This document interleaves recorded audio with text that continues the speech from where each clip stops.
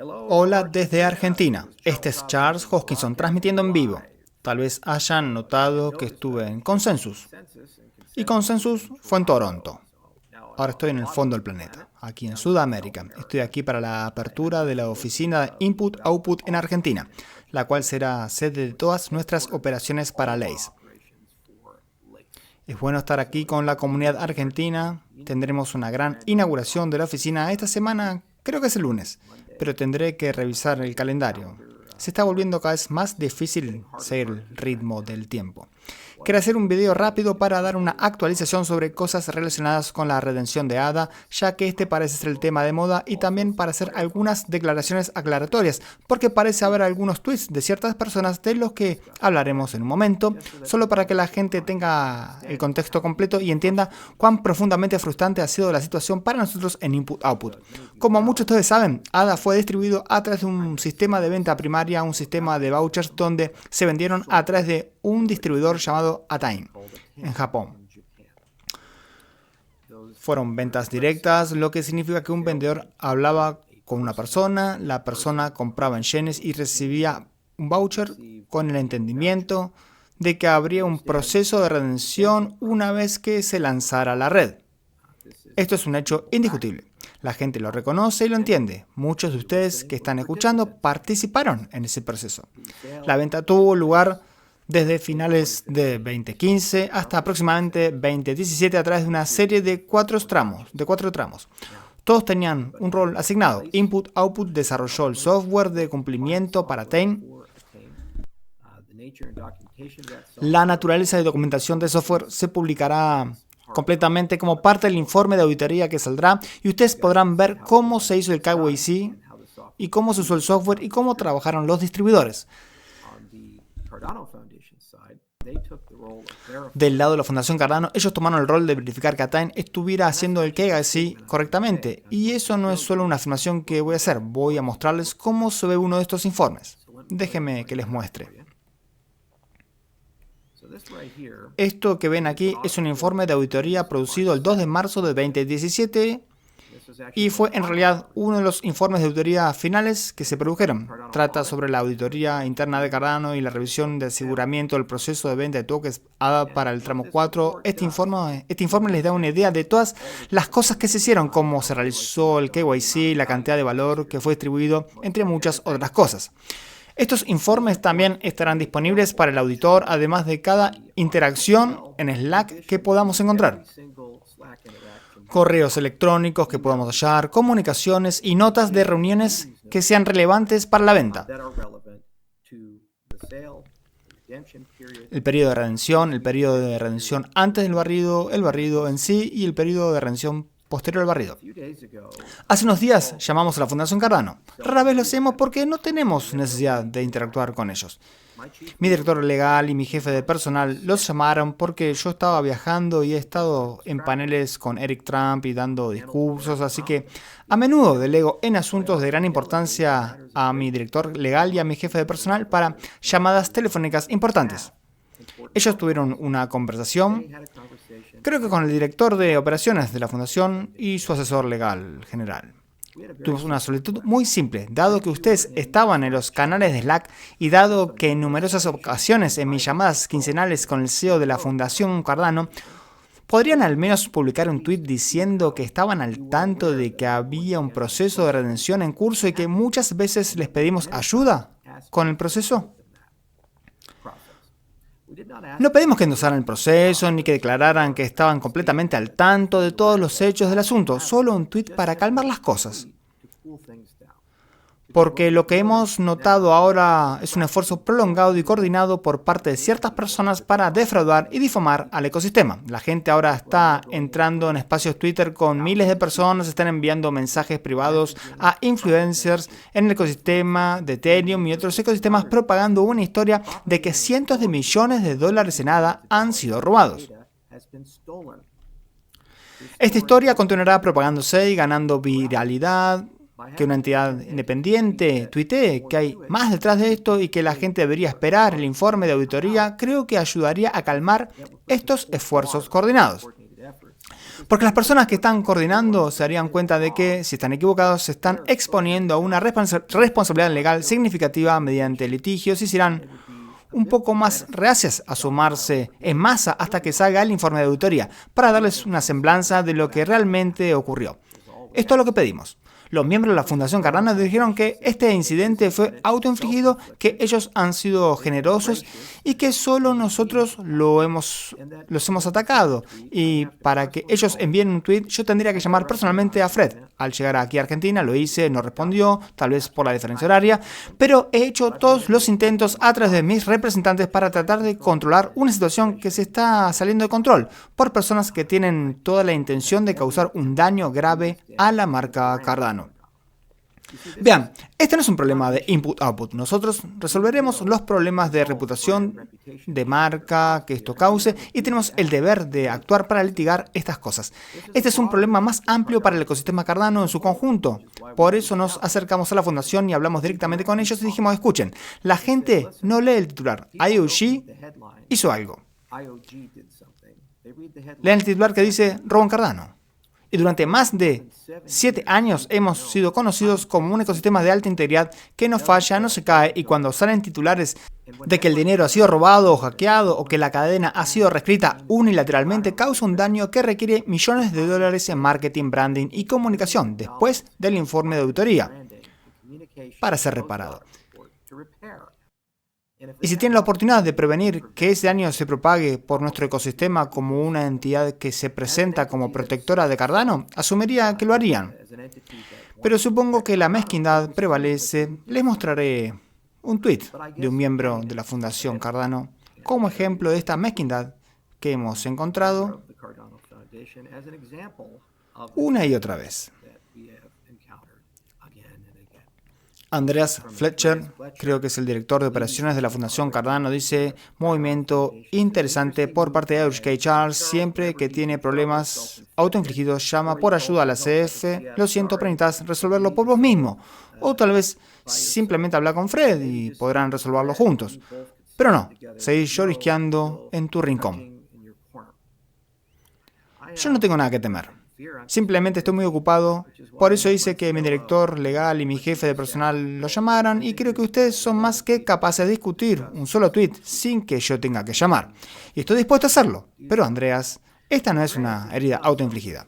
Discutamos la naturaleza de por qué ocurrió el barrido.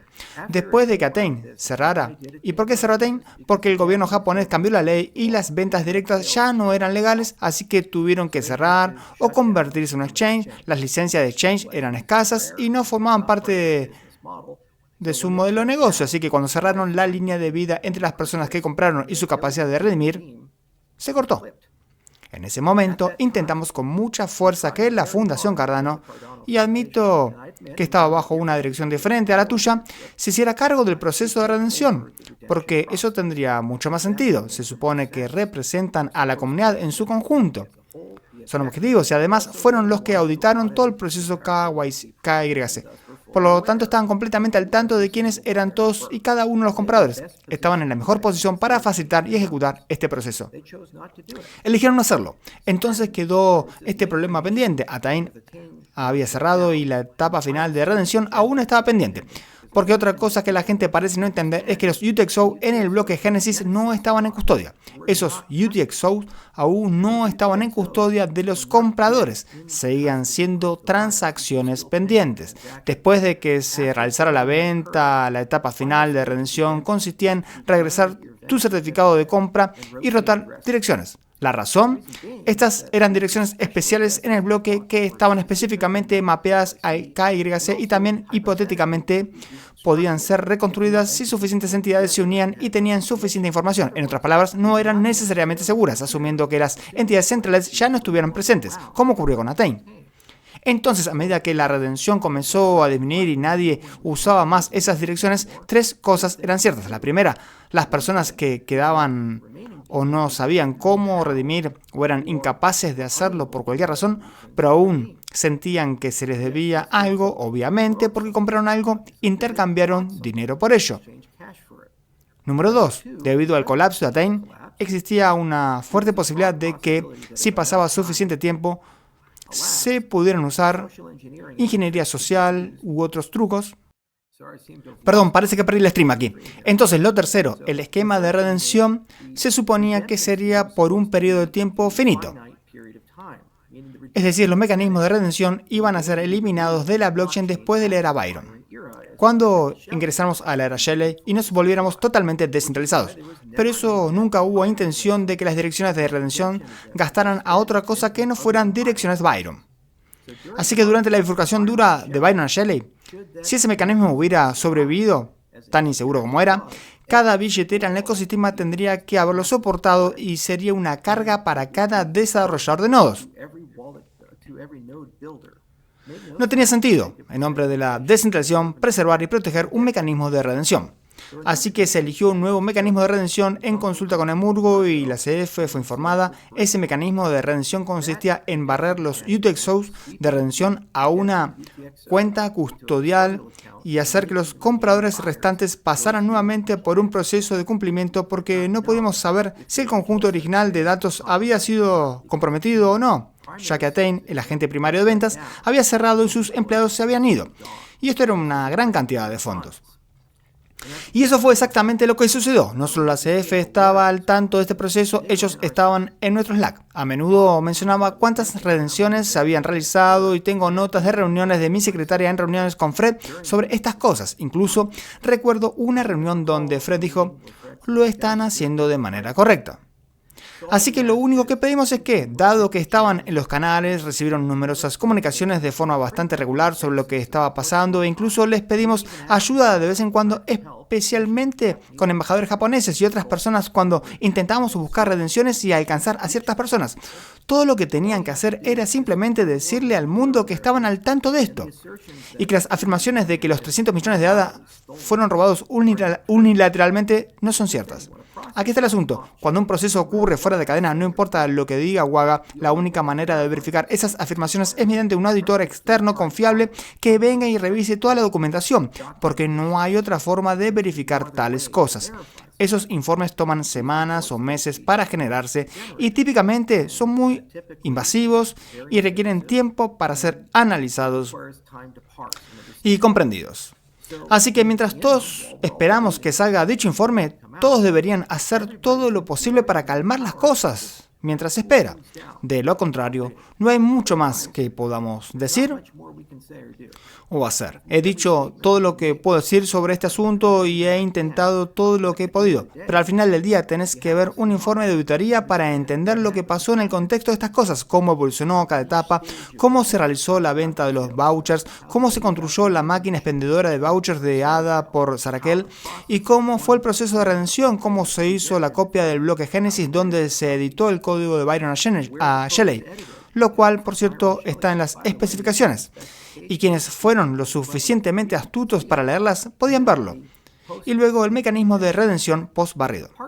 Los socios que participaron, como un exchange regulado, Remix Point, donde la gente tenía la opción de tomar custodia propia o redimir a un exchange, un actor regulado en Japón, participó en esto. Los bufetes legales que estuvieron involucrados, junto con los memorandos legales que se produjeron sobre cómo hacer ciertas cosas y cuándo anular una transacción. Después de 7 años había pasado suficiente tiempo y fue la opinión del Consejo Legal que las transacciones pendientes podían ser canceladas. Si compras algo y no lo recoges después de un periodo de tiempo, ya no tenés derecho a esa cosa, simplemente se te reembolsa. Así es como funcionan prácticamente todas las naciones organizadas del mundo. A menos que las personas estén afirmando que existe una responsabilidad perpetua ilimitada de ser custodios de un activo para siempre, entonces tiene que haber un proceso de, ¿cómo funciona ese reembolso?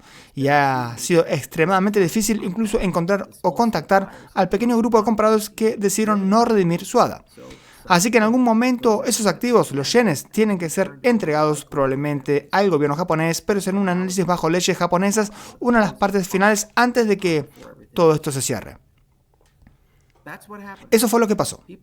Personas como Dan Friedman trabajaron en esto. Fue una de las primeras cosas para las que fue contratado en Input-Output antes de que Cardano se lanzara.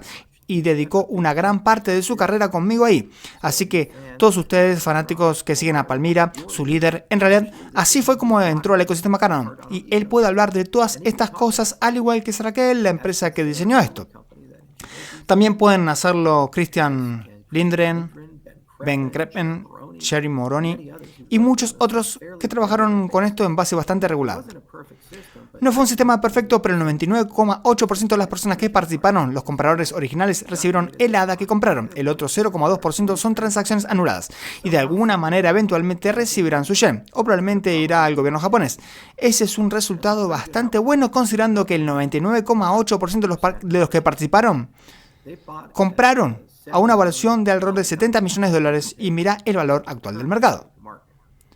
Esto fue transformador y cambió las vidas de ellos, y por eso aún hoy sigue existiendo una comunidad japonesa tan fuerte. Mientras tanto, este evento fue objetivo de enormes intentos de redenciones fraudulentas. Algunos de los vendedores incluso intentaron redimir en nombre de los compradores para robarles el ADA. Cada semana, cada mes, había algún intento de fraude.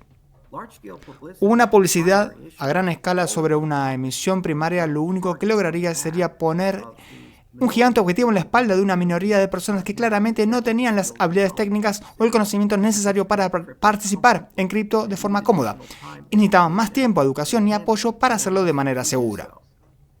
Habría sido una imprudencia moral difundir esto en toda la industria, especialmente cuando no tenía absolutamente nada que ver con el mercado secundario ni con Cardano como red en general. Todos ustedes sabían de dónde se distribuyó el ADA. Y sabían que cuando tenían ADA lo compraron en el mercado secundario en Binance, Bittrex y otros lugares y sabían ¿de quién lo compraron? De los compradores japoneses de ADA. Esto ha sido algo en lo que muchas personas han trabajado durante mucho tiempo. El restante ADA perdido, como he dicho antes, fue donado a Intersect del mismo modo y forma en que el ADA fue donado a la Fundación Cardano, a través de algo llamado Debt Trust. O como se llama, que ha sido elegido. Ese Debt Trust es el vehículo principal de financiamiento de Intersect como organización sin fines de lucro en Wyoming. Estos detalles también estarán incluidos en el informe de auditoría, incluyendo el uso de fondos después de la donación, para que la gente tenga algo más de claridad, porque también ha habido preguntas al respecto y nuevamente se necesita una auditoría compleja para hacer estas cosas. En lo personal estoy profundamente frustrado porque esto ha sido algo que ha durado muchísimo tiempo y ha sido uno de esos escenarios sin salida. Habría sido ridículamente fácil, porque no teníamos ninguna obligación legal en I.O., de recusarnos. Al igual que la CF en ese momento se recusó y dijo, ¿sabes qué? Alguien más lo hizo, no fuimos nosotros, así que no tenemos responsabilidad u obligación. Buena suerte. Y simplemente siguieron adelante. Y el resultado de eso habría sido que una gran parte de esos 300 millones de ADA probablemente nunca se habían redimido, y las personas que lo compraron nunca lo habrían recibido. No quería vivir con ese resultado, porque esas personas confiaron en nosotros como ecosistema y estaban dispuestas a darnos una oportunidad para construir lo que tenemos hoy. Sentí que cada una de esas entidades centrales tenía una obligación moral de participar. Después de todo, no estaríamos aquí si no fuera por ellos. Y Murgo sí dio un paso adelante, muchas veces, a veces de mala gana, a veces de forma voluntaria, pero al menos aparecieron en muchas ocasiones para ayudar y asistir. Y para ser justos, la fundación, a veces, especialmente la nueva fundación, sí intervino de vez en cuando y asistió. En general pensé que este año finalmente podríamos llegar a un punto donde todo esto se resolvería de manera amistosa y simplemente seguiríamos adelante y publicaríamos un informe de auditoría como el último tramo en la gran descentralización de Cardano. Lamentablemente, esta brigada ha escalado las cosas de una manera inconveniente y dañina, y después de que ese informe de auditoría salga, habrá una enorme cantidad de trabajo y limpieza que deberá hacerse, litigios, trabajo de marca, publicidad, marketing, junto a muchas otras cosas. No creo ni por un momento, Andreas, que esto fuera autoinfligido. Creo que tuvimos coraje y que hicimos lo correcto. Y lo único que pedimos fue que nuestros socios, que sabían y tienen la capacidad de actuar, ayudaran a calmar a la gente por el bien de Cardano en su conjunto. Algo tan simple como enviar un tweet, así como lo hiciste hoy. Pero supongo que en tu mundo esto es una herida autoinfligida. Entiendo que hay diferencias culturales, empresariales y sociales entre nosotros. Y como dije antes, creo que hay muchas personas de tu lado que realmente no nos quieren o no nos respetan. No me importa particularmente si nos quieren o nos respetan, pero sí tienen que reconocer que viven en la casa que yo construí y pagué. Y tienen que reconocer que las personas que pusieron el dinero para pagar esa casa fueron aquellas a las que les pedimos que ayudaran a cuidar, y su organización no lo hizo. Eso es simplemente un hecho. Entonces, mientras gastan todo ese ADA, Génesis y se dicen a sí mismos que están aquí para apoyar y cuidar al ecosistema Cardano, pregúntense si pasaron su prueba de liderazgo aquí. Y al condicionar todo a que yo llamara y hablara con Fred, eso fue realmente una jugada inteligente. Por supuesto que podemos hablar con Fred e intentar normalizar relaciones, pero esto no tiene nada que ver con mi relación con él, ni con mis comunicaciones con él, ni con si IOG y CF alguna vez se llevarán bien y caminarán juntas hacia el atardecer en la playa. Esto tiene que ver con el hecho de que cuando hay personas tratando de difamar, defraudar y dañar al ecosistema en su conjunto, solo les pedimos que le echaran un poco de agua fría al asunto para dar a todos el tiempo necesario para publicar un informe de auditoría. Eso es todo. Estuvieron en los canales de Slack, fueron informados de forma bastante regular. Joel Teltner incluso habló de estas cosas con ustedes cuando fue a Suiza. Vamos a buscar las presentaciones y las notas de reunión y por supuesto se las entregaremos al auditor. Solo pedimos un tweet. Eso es todo. Pero supongo que ni siquiera podemos lograr eso en 2025. Si hay un rayo de esperanza o consuelo en todo esto, es que Cardano está verdaderamente descentralizado. Los pecados y la historia de las entidades fundadoras, sus disputas, sus mezquindades, son completamente irrelevantes frente al hecho de que Cardano continúa creciendo y prosperando. Tenemos un ecosistema diverso ahora. Tenemos distintos clientes siendo construidos, tenemos múltiples organizaciones basadas en miembros, tenemos muchos proyectos y software de código abierto, una tesorería descentralizada, mucha gente que se despierta cada día inspirada por la misión de bancar a los no bancarizados, conectar a los desconectados, cambiar los sistemas económicos, políticos y sociales del mundo. En lugar de solo escucharme en Unama, están tomando un rol activo en esculpir este ecosistema y llevarlo al siguiente nivel. Y eso me entusiasma. Lo vi de primera mano cuando estuve en Consensus y me reuní con la gente de Fluid Tokens y estaban emocionados de anunciar que habían implementado las tarifas de Babel antes que Input-Output lo hiciera. Fueron los primeros en llevar eso al mercado. Fue emocionante ver a otras personas trabajando en puentes con Bitcoin, como Sundial, por ejemplo, siendo parte de la revolución DeFi en Bitcoin. Ni un solo dólar de Input-Output fue a eso. Lo hicieron por voluntad y convicción propias. Y hay miles de historias de personas en todo nuestro ecosistema que están haciendo eso, inspiradas por la visión, la misión y que están logrando un gran impulso hacia ese fin. Va a haber algo de dolor este año a medida que terminamos la transición y eventualmente todos encontrarán su lugar y vivirán dentro de él. Y al final, los DREPs y el gobierno en cadena tendrán que decidir cómo vivir dentro de sus límites. Y ese es el desafío de la gobernanza. Tenemos mucho coraje en Cardano, coraje para hacer y coraje para tener nuestras peleas a la vista. Es muy fácil llamar a alguien y en salas oscuras y llamadas privadas tratar de resolver cosas. Es mucho más difícil ser honesto en la esfera pública. Y hemos logrado eso como ecosistema y gracias a ese coraje tengo toda la fe y la creencia de que Cardano continuará creciendo y prosperando. Han sido 10 años largos para mí y como pueden ver, mi cabello ya no es lo que era, la barba tiene muchas más canas, muchos de ustedes comentan que he subido bastante peso.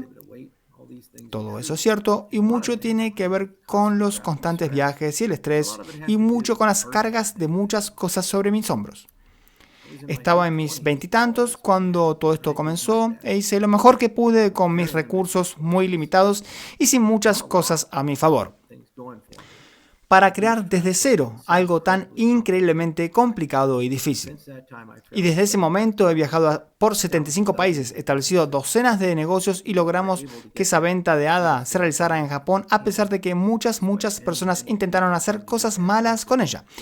Llegar al otro lado de todo esto, asegurándonos de que las personas fueran restituidas y de que construimos Cardano y lo lanzamos. En cada paso del camino ha habido críticas extremas en cada paso del camino. Socios que se suponía que debían hacer cosas no se presentaron, o a veces cometimos grandes errores, yo incluido, y tuvimos que recuperarnos de esos errores. A veces contratamos personas maravillosas como John Wood, y desafortunadamente a veces esas personas fueron robadas, como John Wood. Y eso descarriló, ralentizó una línea de progreso. Lo mismo ocurrió con la pérdida de ciertos ingenieros clave en el proyecto Leidos. Pero nunca nos quejamos, por eso intentamos mantener la alegría en el corazón. Sigo siendo buen amigo con John Woods e incluso recientemente contraté a la persona que nos lo robó. Ahora es el director de marketing de la Fundación Midnight. Así que no hay rencores ahí.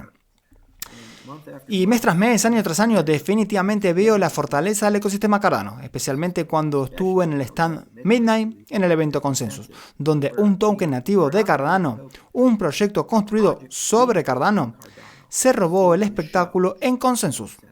Esto era algo impensable hace 2 años, pero ahora es un hecho y creo que volveremos a hacerlo en Token 2049. También ha habido grandes avances con el cohorte de Draper University que la fundación patrocinó y la percepción de Silicon Valley sobre las startups de Cardano ha cambiado drásticamente también. Así que, por dolorosos que puedan ser estos eventos a corto plazo y por mucha fricción que puedan causar, siempre debemos mantener la vista en el futuro y darnos cuenta de que es un futuro brillante. Y en los próximos días, las próximas semanas, los próximos meses serán los mejores días, semanas y meses del proyecto Cardano en su totalidad. Y toda esta serie de eventos también demuestra la necesidad absoluta y esencial de la tecnología blockchain. Hicimos lo mejor que pudimos en una era anterior al token RC20, hacer las cosas tan bien como podíamos, especialmente intentamos mantenerlo contenido dentro de Japón porque esa era la naturaleza de la venta. Y para bien o para mal, eso nos llevó hasta donde estamos hoy.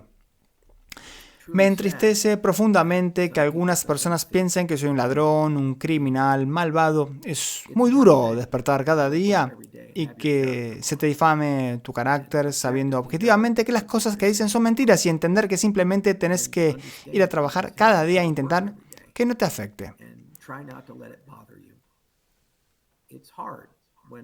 Es duro cuando amigos o familiares te envían enlaces, artículos y te preguntan ¿de qué se trata esto? Y tenés que responder, bueno, es una mentira. Y ellos dicen, entonces ¿por qué lo escriben? ¿Por qué no los demandás? Y yo digo, lo haremos, pero tenemos que tener paciencia y esperar. Y es difícil cuando las personas que deberían presentarse para ayudarte, para calmar las aguas, para darte el tiempo que necesitas para llegar a donde tenés que llegar, no están. O intentan aprovecharlo para ganar puntos políticos. Pero esa es la naturaleza humana. Esa es la política. Y desafortunadamente, así son los sistemas sociales humanos. Eso no disminuye mi emoción, mi entusiasmo, ni mi deseo de seguir avanzando. Pero me ralentiza un poco. Y significa que a veces tengo que tomarme un poco más de tiempo para hacer las cosas. Pero estoy feliz de estar aquí en Argentina. Es un lugar maravilloso para estar. Hay una comunidad maravillosa aquí. Es un momento de gran emoción con la apertura de una nueva oficina. Y hay tantos jóvenes increíblemente apasionados que quieren ser parte de nuestra revolución. Y Cardano es uno de los pocos protocolos que tiene una empresa fundadora aquí, que abrió una empresa, una oficina aquí, justo al lado de la Torre Globan. Y esa oficina se llenará de muchas personas interesantes, desde políticos hasta ingenieros, empresarios, filósofos y periodistas, la próxima semana. Así que eso es lo que me da esperanza, el futuro. Así que gracias a todos por escuchar, lo agradezco y espero que esto aporte algo de claridad sobre el asunto. Parte del informe de auditoría también será un resumen ejecutivo y estamos contratando a un periodista interno para que recorra toda la historia de principio a fin y la escriba en una narrativa cohesiva, porque estas cosas a menudo son difíciles de entender. Así que habrá un gran volcado de información. Con suerte, la próxima semana se podrán firmar los contratos con los auditores propuestos y podrán hacer un anuncio conjunto de que han comenzado el proceso. Vamos a hacer todo lo que está a nuestro alcance para agilizarlo y eso significa que será bastante caro, pero es necesario para que este tipo de cosas salgan a la luz. Y una vez que esté publicado, daré 5 días a aquellos que nos han criticado para que se disculpen y se retracten. Creo que es un tiempo justo y suficiente para leer el informe de auditoría, la narrativa, hacer preguntas y que se les aclare. En ese punto, si no se retractan ni se disculpan, entonces evaluaremos cuán graves y dañinas han sido ciertas afirmaciones y emprenderemos acciones legales en ese momento, probablemente en múltiples jurisdicciones de forma simultánea, sujeto al consejo legal. Ya hemos comenzado a contratar un bufete de abogados especializado en calumnias y difamación y hemos comenzado a recopilar datos y archivar diversos hilos de comunicación y cosas que esperamos utilizar en litigios. También estamos intentando cuantificar el daño a la marca y a la reputación que esto ha causado a Cardano en su conjunto. Creo que también hay potencial para una demanda colectiva contra estas personas una vez que esto haya salido a la luz. Así que probablemente sea mejor que nosotros lideremos y luego se sumen. Pero podría ser una campaña prolongada de varios años para dar un ejemplo de lo que sucede con las personas que se esfuerzan por defraudar y difamar. Siempre hay que dar a las personas una oportunidad de decir que lo sienten, una oportunidad de dar marcha atrás, corregir el registro y seguir adelante. Pero ante una evidencia abrumadora, si eligen no hacerlo, entonces el último recurso es dar un ejemplo y mostrar que hay consecuencias para este tipo de discurso. Creo firmemente en la libertad de expresión, pero la libertad de expresión no significa libertad de consecuencias. Sos libre de decir lo que quieras. Pero si llamás gorda a tu novia, tendrás que vivir con las consecuencias. Y de manera similar, cuando calumniás, mentís, difamás, con la intención de causar daño comercial, esos son daños que se pueden cuantificar. Incluso los padres fundadores de Estados Unidos eran ciertamente conscientes de la calumnia y la mentira, y participaron en litigios al respecto. Así que creo que es un compromiso justo y creo que es el camino a seguir. Y con suerte va a lograr sacar adelante todo esto. Me gustaría agradecer a todas las personas que han trabajado tan increíblemente duro durante casi una década para lograr todo esto. Ha sido una maratón, ha sido agotador, muchos viajes a Japón, muchas llamadas telefónicas, muchos giros inesperados y muchas cosas raras en el camino. Y espero que ese periodista interno, cuando escriba el resumen ejecutivo, pueda representar sus sacrificios y compromisos lo mejor posible. Esa es otra razón por la que me enojé tanto con este asunto. Si solo fuera yo, sería una cosa, pero cuando se trata de otras personas que literalmente han pasado casi una década de sus vidas haciendo algo, es tan increíblemente injusto decir que no existieron, que su trabajo no ocurrió y que el dinero simplemente fue robado. Es una afirmación flagrantemente falsa y nunca debería suceder. Y en deferencia a ellos, también tenemos el deber de actuar y proteger su marca y reputación por el arduo trabajo que realizaron. Así que gracias a todos por escuchar. Esta será la última declaración antes de que se publique el informe de auditoría en formato de video. Puede que tuitee de vez en cuando, pero probablemente Joel Turner tomará las riendas a partir de aquí. Y veremos a dónde va. Saludos.